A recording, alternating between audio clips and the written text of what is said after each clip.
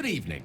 I'm here on behalf of Gale of Waterdeep. He wishes to extend you an invitation for a private conversation in a more suitable locale. Gladly. Simply follow yonder path, and soon you will find him.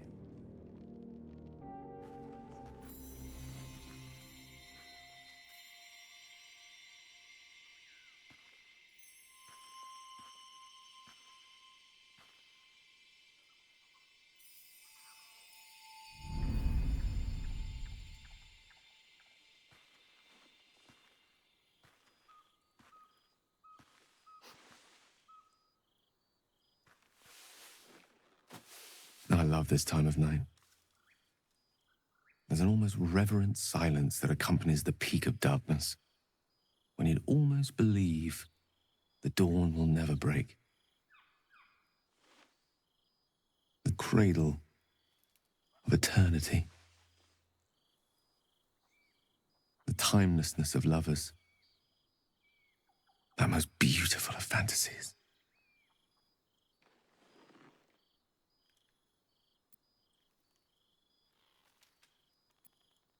I will be. Soon. I am perhaps just one hard day away from being without any troubles at all. This may be my last night alive.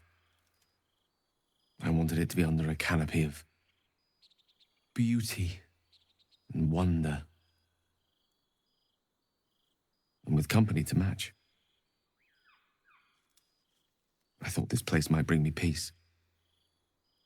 I thought it might make the weight of what I must do feel a little lighter. But I'm not so sure.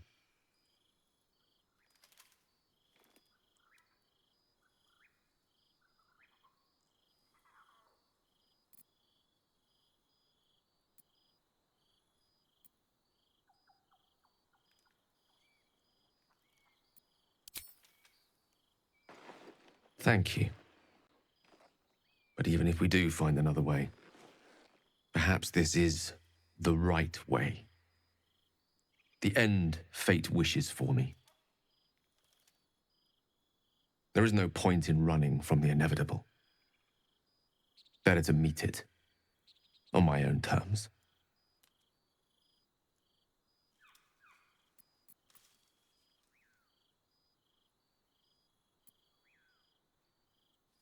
Resigned to it, rather. But that is not to say I am without fear.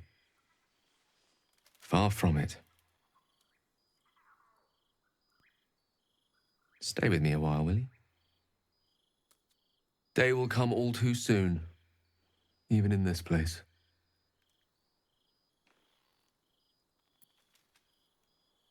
One moment with you could sate me for a lifetime, and prize the fear from my heart.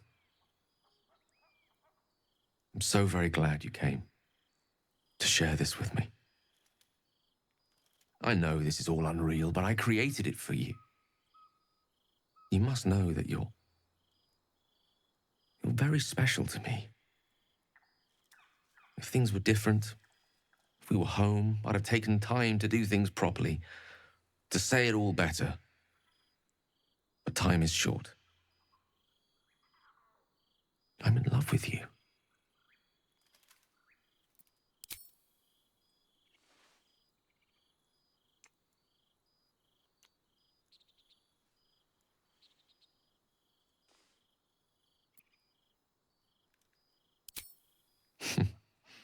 And you're a bad liar.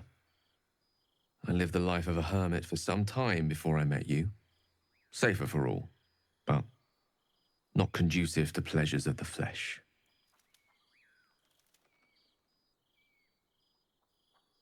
I want it to be perfect.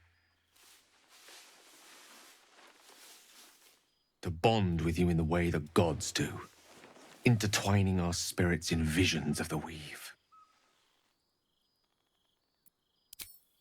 How about the perfect night in Waterdeep? Yes? Let's imagine how it would be. The scene is this. You and I, stand in the room that is the center of my universe. Sculptures, the paintings, the walls livened by the spines of 1,000 books. The grand piano plays the Lyrian suites all by itself, and as we look out beyond the arches that lead to the terrace, we see the weary sun take its daily dive into the sea.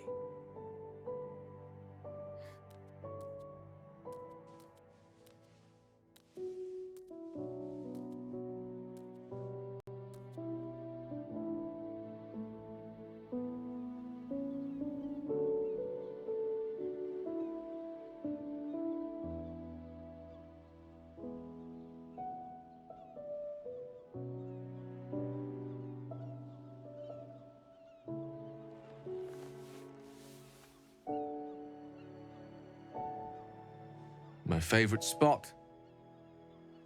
Many times, evening turned to night and back to daybreak once more while I sat here, lost in words.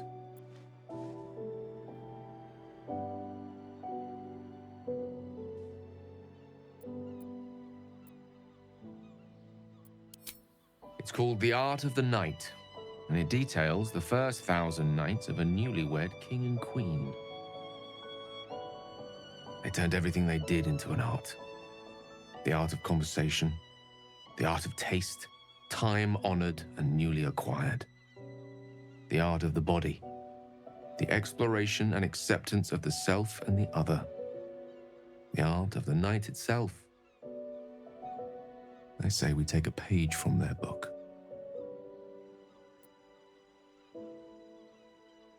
Then let's set the book aside and be blank slates on blank sheets.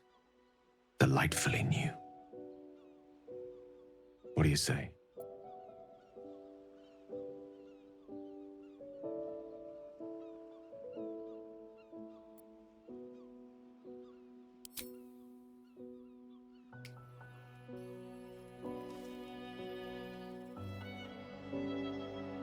The old ways, then. If that is what you wish, so be it.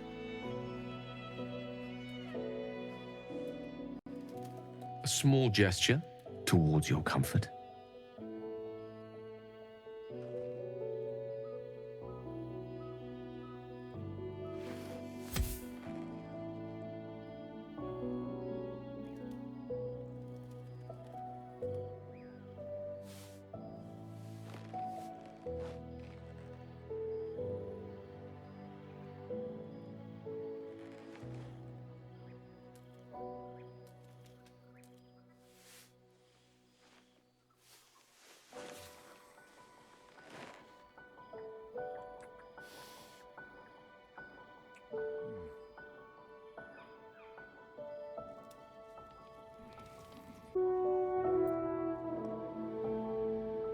Have you ever walked to the very edge of a great precipice and shuddered at how easy it would be to step into the void? Ever since Elminster told me of Mistra's expectations of me, felt like I've been walking along such a cliff face. The great drop to nothingness, never out of my sight. But you led me away from the edge. Without your words, your touch, I fear I would have sought purpose and solace in that void. It reminded me what living can feel like.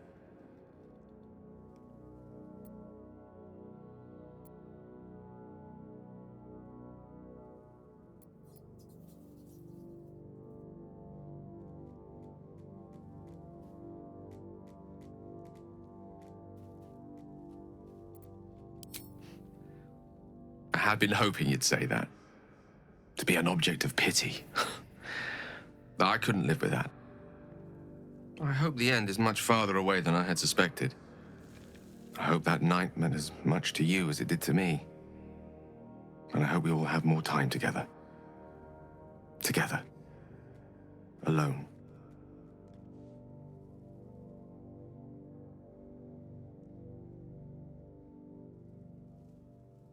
I'll see that there is. Woe betide anyone who tries to stop me. There's nothing that would give me greater pleasure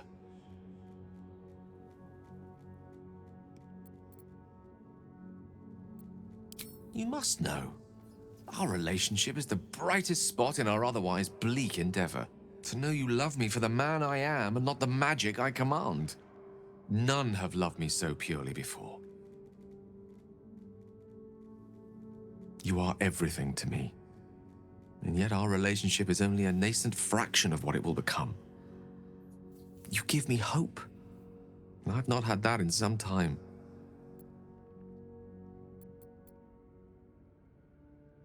I'm many things to many people, but I'm never a man to throw the L word around lightly. I said exactly what I meant. I love you.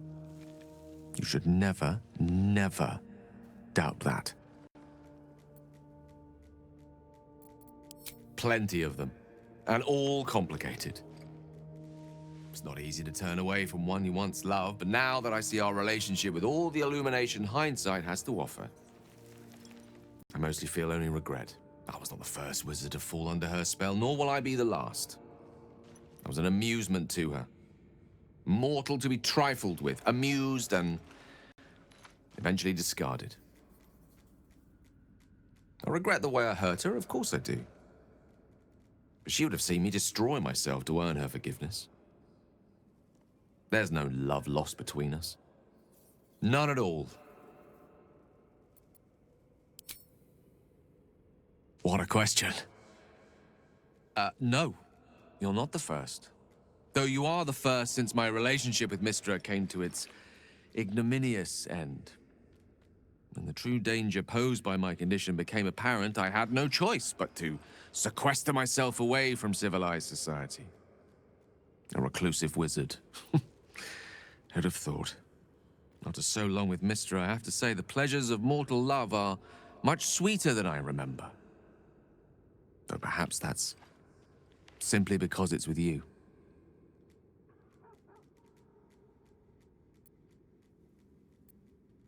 Grateful, mostly.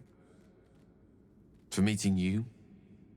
For having someone who cares that I'm here, alive, and not reduced to a cloud of netherese vapor. Someone apart from my Tressim, that is.